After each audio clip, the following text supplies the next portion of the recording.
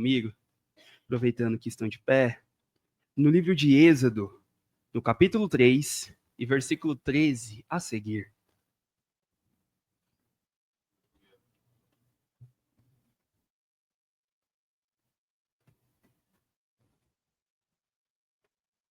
Agradeço a Deus pela oportunidade que tem nos dado, pela oferta, a confiança também dos meus líderes, do nosso pastor.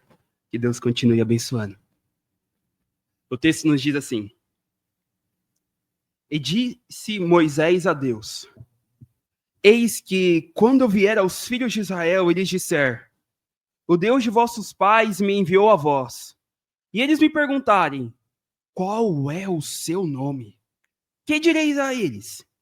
E disse Deus a Moisés: Eu sou o que sou. E ele disse: Assim dirás aos filhos de Israel: Eu sou, me enviou a vós. E Deus disse mais a Moisés: Assim dirás aos filhos de Israel: O Senhor Deus de vossos pais, o Deus de Abraão, o Deus de Isaque e o Deus de Jacó, me enviou a vós. Este é o meu nome para sempre. E este é o meu memorial para todas as gerações. Amém.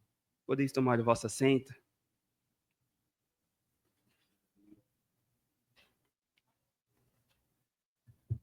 Acredito que os irmãos conheçam o texto. Não é um texto estranho.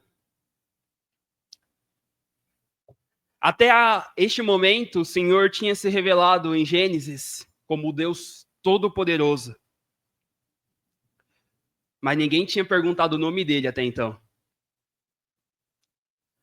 E a partir daqui a gente tem uma mudança na história, né?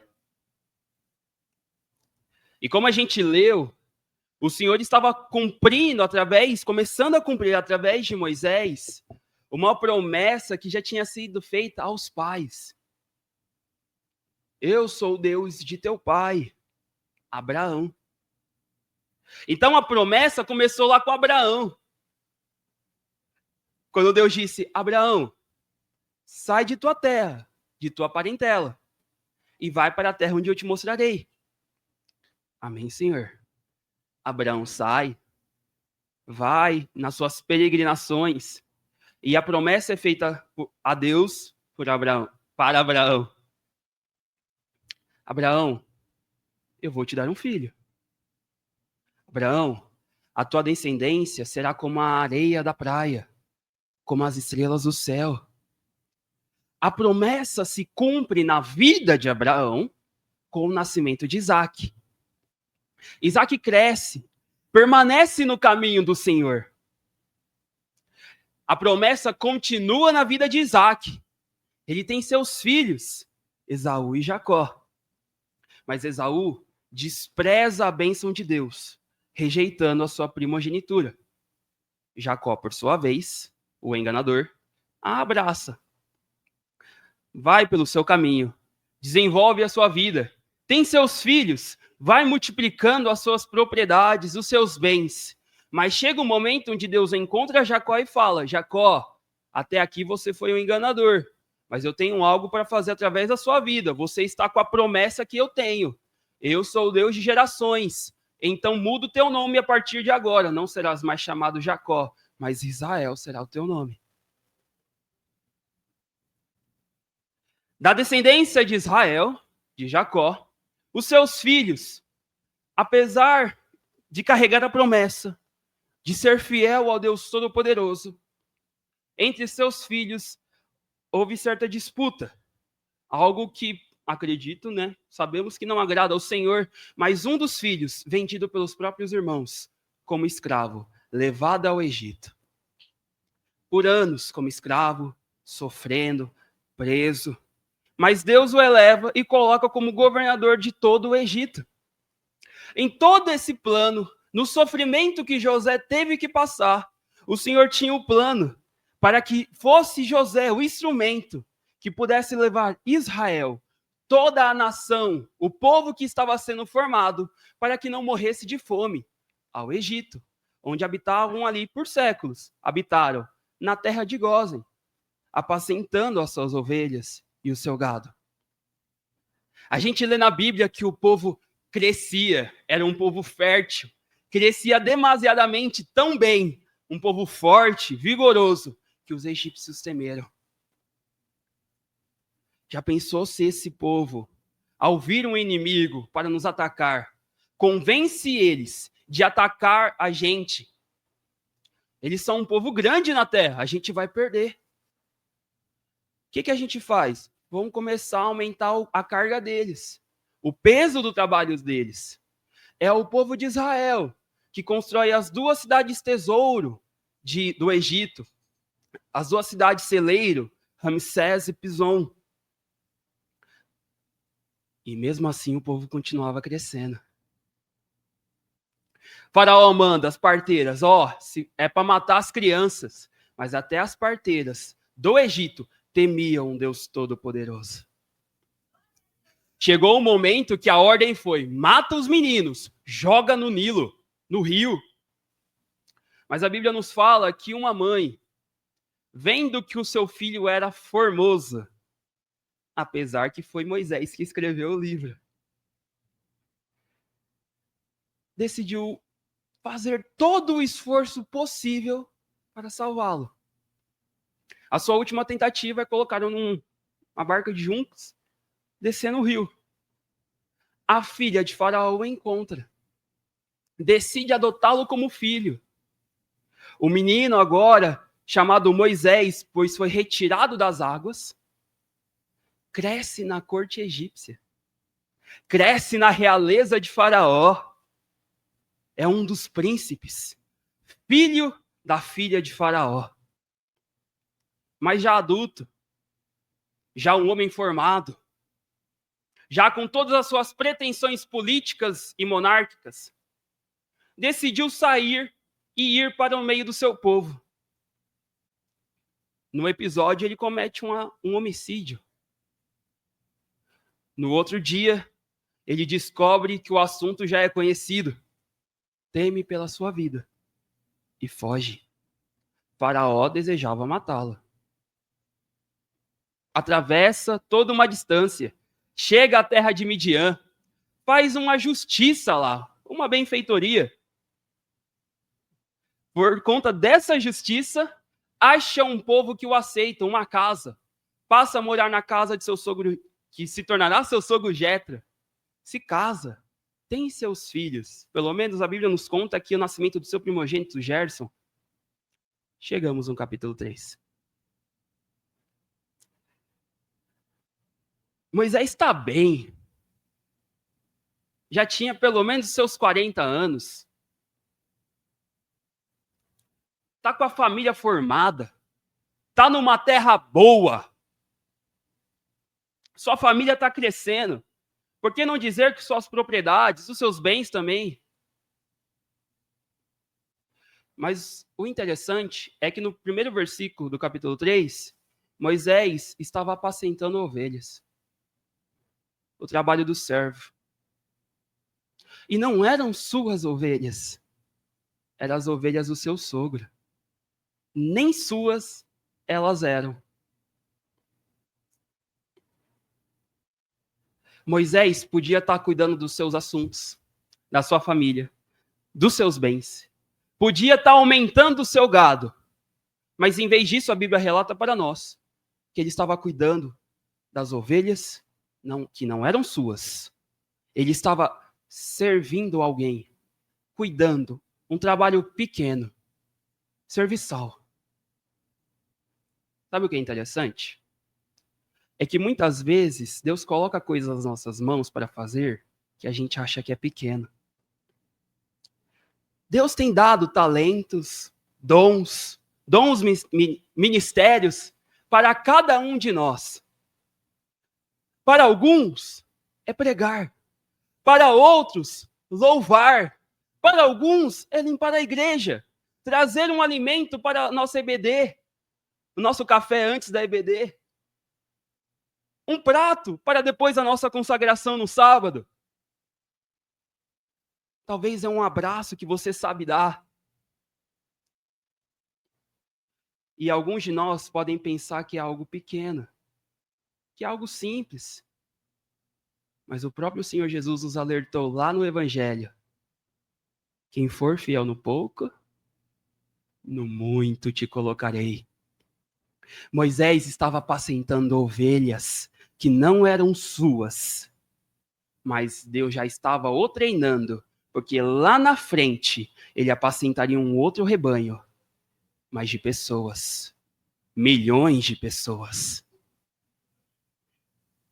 Ou seja, o que Deus tem dado na tua mão para fazer, faça. Faça de bom grado. Não recuse. Não ache que é pequeno, mas faça com determinação e com consciência. Porque o texto nos fala que Moisés conduziu o rebanho para trás do deserto e chegou ao monte de Deus, ao Horebe. Ou seja, faça com prazer, mas faça na presença de Deus. Você pode fazer muitas coisas, mas esteja na presença de Deus. Somos salvos pela graça. As obras não significam salvação para nós, mas pela graça que somos salvos, somos chamados para as boas obras. Aleluia! Glória a Deus! E sabe o que é interessante? É porque Moisés levou o rebanho para o Sinai, para o Horebe, para o monte de Deus, é que Deus desce. O anjo do Senhor, versículo 2, aparece numa visão, numa sarça que queimava, mas não se consumia. E se ele não tivesse ido para o Horebe? Será que o anjo também teria descido?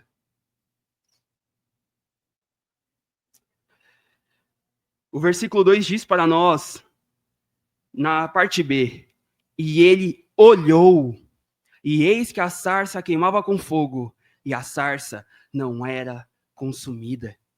No versículo 2, ele tinha apenas olhado. Mas o interessante é que no versículo 3, Moisés demonstra uma determinação que ele fala: eu vou virar agora de lado e verei essa grande visão, porque a sarça não é queimada. Ele podia ter apenas olhado e se assustado, não é mesmo? Tem algo pegando fogo e não está se consumindo. Se você sabe que aquele negócio deveria se consumir, tem alguma coisa estranha acontecendo. No mínimo, majestosa. Ele podia muito bem ter virado de lado e fugido, metido o pé, vazado. Mas o versículo 3 diz para nós que ele decidiu e ele fala: eu vou me virar de lado e verei. Eu não quero apenas olhar, eu quero ver. E porque ele virou e viu, o versículo 4 diz para nós: e quando o Senhor viu que ele se virara para ver, Deus o chamou do meio da sarça. Olha que interessante. Deus não chamou Moisés quando ele olhou. Deus não chamou Moisés quando ele subiu o monte. Deus só chamou Moisés quando ele se virou. Ele teve a intenção de se virar para ver a grande visão que se manifestava perante ele. Faço uma pergunta, meus irmãos. Deus mudou? Deus não é o mesmo de ontem, hoje e não será para sempre? Ou seja, as maravilhas de Deus continuam acontecendo. O Senhor tem demonstrado o seu amor para conosco de diversas maneiras. O Senhor tem aparecido em visões para nós, em coisas grandes e pequenas. Pode ser sim, uma sarça queimando e não se consumindo. Livramentos que a gente fala, foi o Senhor. Grandes bênçãos que recebemos, saúde que temos, o sustento que o Senhor tem nos dado, mas às vezes até coisas pequenas, livramentos que não sabemos, mas que ocorreram. As bênçãos que estamos recebendo dia após dia, você está respirando, você está comendo, tem a sua roupa. O Senhor tem continuado a fazer maravilhas no meio do seu povo. Mas será que temos nos virado para ver? Deus não mudou. As eras estão passando, os anos estão passando, mas deixa o questionamento. O que mudou então? Talvez está faltando um pouquinho mais de busca. Talvez está faltando um pouquinho mais de oração. Deus sabe, e você tem o seu secreto com Deus. Não estou aqui na posição de juiz, só apenas passando o que o Espírito Santo colocou no meu coração. Mas você sabe o que você tem deixado de fazer. Ou o que você tem feito. Um pouquinho mais de consagração, de jejum, um pouquinho mais de amor, um pouquinho mais de sabedoria. Talvez está faltando um pouquinho de fé. Vire-se. As maravilhas de Deus estão no meio do seu povo, no monte de Deus.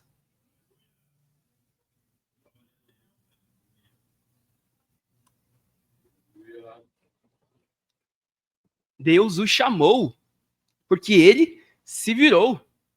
Não é à toa que lá com o profeta Isaías, o Senhor disse para nós no capítulo 59, versículo 1: Eis que a mão do Senhor não está encolhida para que não possa salvar, e nem o seu ouvido obstruído para que não possa ouvir. O que você tem feito tem sido declarado perante Deus. Para bem, para mal, o Senhor está vendo. Todas as obras estão abertas perante Ele. Busque. Ele está te ouvindo. Ele está te vendo. Mas sabe o que é interessante para nós? É que a história muda no versículo 5. Porque no versículo 5, antes do versículo 5, a gente vê Deus falando: tá dando tudo certo, Moisés, está fazendo certo. Você veio para o monte de Deus, você olhou, você se virou, você viu, eu te chamei, Moisés, Moisés, e você me respondeu: aqui estou. Mas é no versículo 5 que Deus fala para Moisés: não te aproximes daqui, tira as sandálias dos seus pés, porque o lugar em que estás é terra santa. Meus irmãos, Deus é santo. Deus é santo, puro, imaculado, o Cordeiro vivo que desceu do céu para nos salvar. Não tem como servir a Deus e a Mamon. Não tem como subsistir santidade e condenação no mesmo ser. A santidade de Deus implica a saída do pecado. Moisés, você está fazendo tudo certo, mas ainda não há um remidor. Você é um homicida, Moisés. Há sangue nas tuas mãos. Por que não ter dizer até covarde na sua fuga, porém estava cuidando da sua vida? Moisés, você está em pecado. Você está num lugar santo. Tira as sandálias dos teus pés. É por isso que Moisés fica distante. Deus ainda fala com Moisés, ele se aproxima, mas fica nessa distância. Mostre reverência. Eu sou o Senhor, Deus Todo-Poderoso. Não é à toa que quando Deus fala para Moisés no versículo 6, eu sou o Deus de teu pai, o Deus de Abraão, o Deus de Isaac, o Deus de Jacó. E Moisés esconde a sua face. E o versículo ainda termina dizendo, pois estava com medo de olhar para Deus. Mas é o mesmo Moisés que lá na frente vai ter a glória de Deus estampada no seu rosto.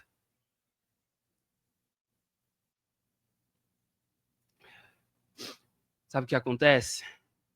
É que aqui ainda não tinha um remidor. Mas é aqui que a nossa história muda um pouquinho. É aqui que tem um contraste entre a nossa vida e a vida de Moisés. Pois houve um que suou sangue no Getsêmani por nós, que passou pelo cálice do Senhor, que caminhou no meio das chicotadas, das vaias, no caminho até o Gólgota, que foi crucificado por amor por mim, por amor a você, que seu lado foi transpassado por uma lança. Teve um que tomou sobre si as nossas condenações, que levou sobre si o nosso castigo. O castigo que nos traz a paz estava sobre ele. Pelas suas pisaduras fomos sarados. Moisés, você está num lugar santo e fica aí. Entretanto, naquele momento da crucificação, o véu foi rasgado. Não é só o santo, agora temos acesso ao lugar santíssimo. O Pai está de braços abertos para quem clamar. O Pai está com os ouvidos abertos. Eu li aqui em Isaías 59:1. E nem o seu ouvido obstruído, para que não possa ouvir. Tudo que nos impedia, todo o lamaçal do pecado, tudo que nos tirava da presença de Deus, está fora. Fomos cobertos pelo teu sangue puro e carmesim, que nos tira todo o pecado. Não é à toa que agora temos o Espírito de seu Filho, que podemos clamar, Abba, Pai. O Espírito de seu Filho, que habita em nossos corações. Não é à toa que o escritor de Hebreus diz para nós, chegue confiantemente ao trono da graça. Chegue-se, aproxime-se, pois não temos um sumo sacerdote que não possa ser tocado com o sentimento de nossas fraquezas. Antes, em tudo ele foi tentado, mas em nada caiu na tentação.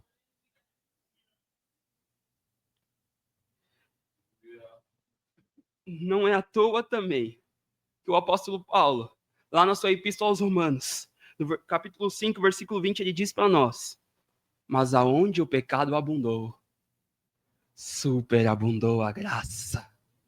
Aleluia! Glória a Deus!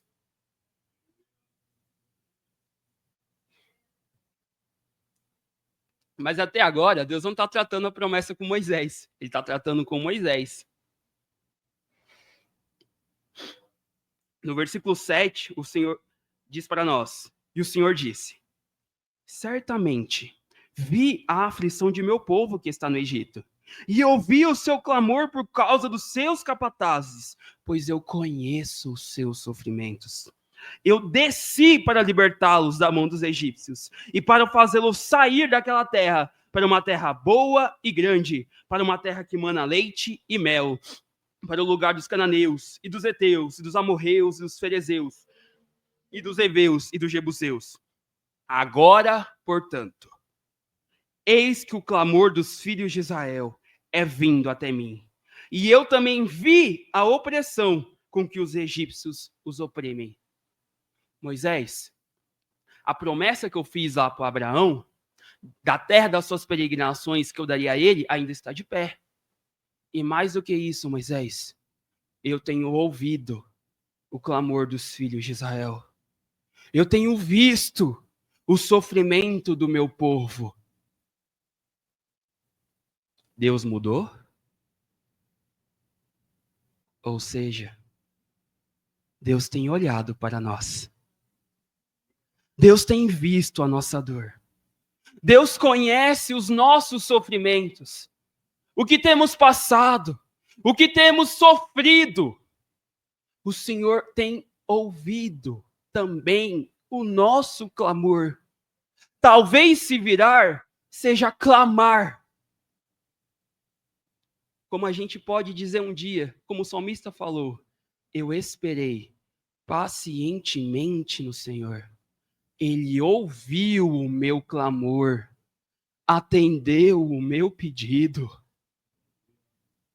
Meus irmãos,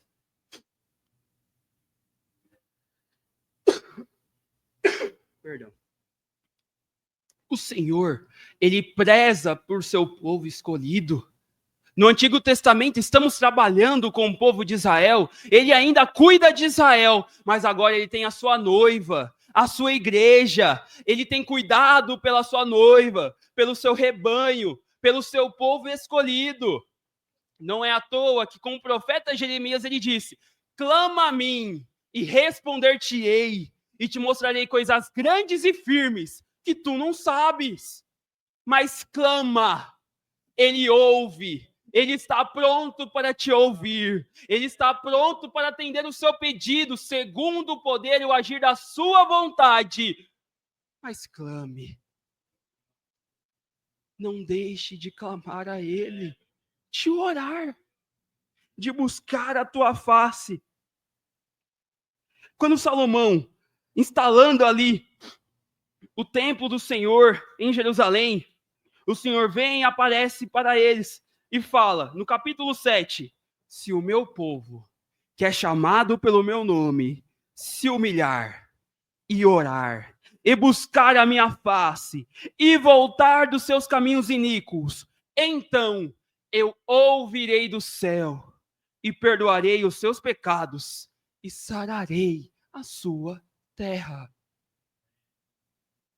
No episódio, está se instalando o templo ali físico, e Deus continua falando, agora os meus olhos serão abertos, e os meus ouvidos atentos à oração que é feita nesse lugar, porque agora escolhi e santifiquei esta casa, para que o meu nome esteja nela para sempre, e os meus olhos e o meu coração estarão ali perpetuamente. Ele estava falando do templo que foi construído, um templo físico, mas agora nós sabemos que somos o templo do Espírito Santo. O Espírito Santo habita em nossos corações. Se o Senhor estava falando disso, de um templo físico construído por mãos humanas, quanto mais a nós, obras de sua criação.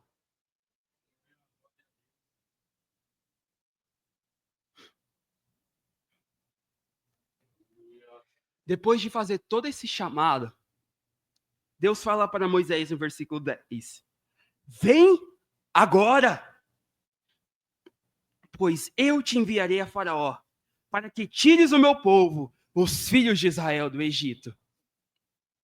Moisés, você fez tudo certo, te expus o meu plano, vem, não fica parado.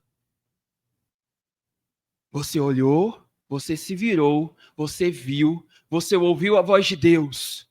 Se Ele te chamar para as coisas grandes, vai! Aonde o Senhor te levar, aonde o Senhor te colocar, e seja pronto e firme. Aquele que prometeu é fiel para cumprir. Não é à toa que no sucessor de Moisés, com Josué, o Senhor disse para ele, no capítulo 1, versículo 9 de seu livro, não tenho eu te ordenado? Ser forte e de boa coragem, não temas, tampouco fique desanimados, pois o Senhor teu Deus é contigo, por onde quer que fores. E o Espírito Santo nem tinha sido derramado. Há promessas, temos que nos virar. Já passou da hora da gente se virar.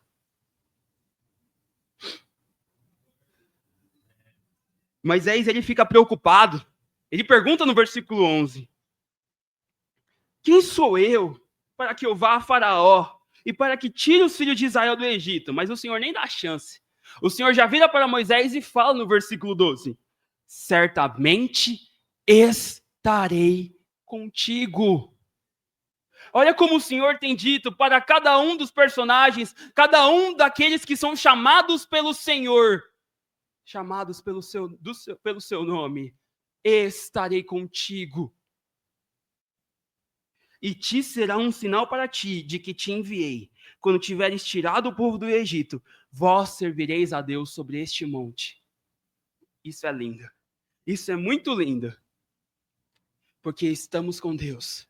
O Senhor prometeu que estaria conosco todos os dias da nossa vida. O Senhor disse que nos guardaria, que o Senhor sustentaria as nossas vidas, que tudo o que precisamos, ele nos dará. Apenas busque o reino de Deus e a sua justiça, e todas as demais coisas vos serão acrescentadas. Entretanto, o sinal que ele deu para Moisés foi, depois de que, o que eu estou falando para você, depois que acontecer, o meu sinal é posterior do que eu estou prometendo, do que vai acontecer. Vocês vão me adorar neste monte. Você pode fazer o que for, o milagre que for, a grandeza que for, mas a honra e a glória permanecem para aquele que está sentado sobre o trono.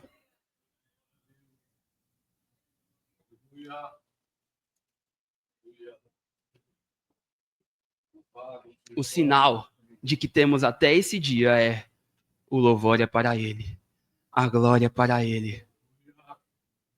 Não é o que cantamos aqui hoje? O que foi proclamado durante o hino. Santo, Santo, Santo, Senhor Deus Todo-Poderoso, que era, que é e que há de vir. Obrigado. Mesmo diante de tudo isso, Moisés, ele fica preocupado. É onde nós lemos no versículo 13. Mas, Senhor, eles vão perguntar para mim, quem é o Deus que está me enviando? Qual é o seu nome? O que eu vou falar para eles? Não é diferente, meus irmãos, conosco. Deus coloca algumas coisas para a gente fazer que a gente às vezes tem medo. A gente tem dúvidas. Só nesse capítulo a gente viu duas perguntas, 2 versículos inteiros em Moisés só está perguntando. Se a gente chega no versículo 4, Deus até fica meio irado. A gente fica preocupado. Às vezes falta um pouquinho de fé e a gente fica enchendo Deus de perguntas.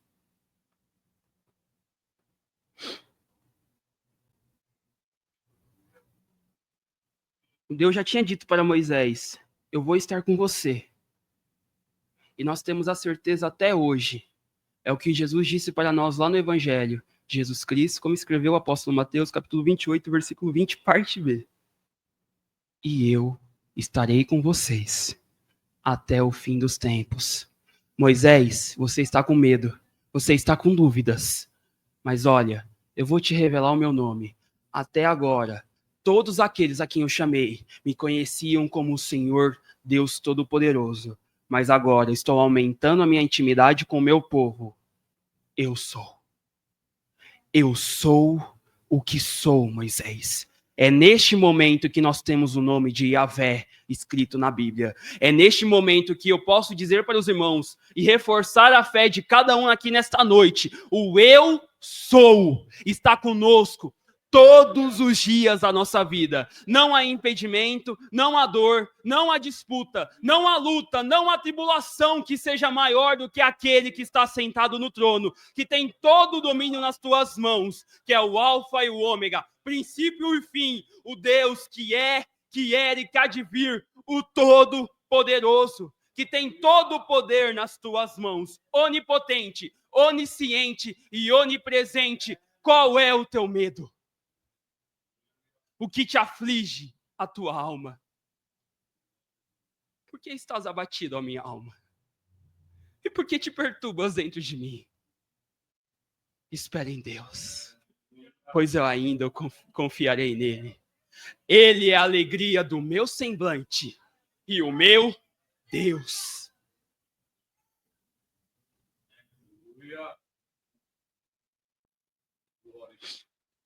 Se Deus não mudou, é o que ele confirma para a gente.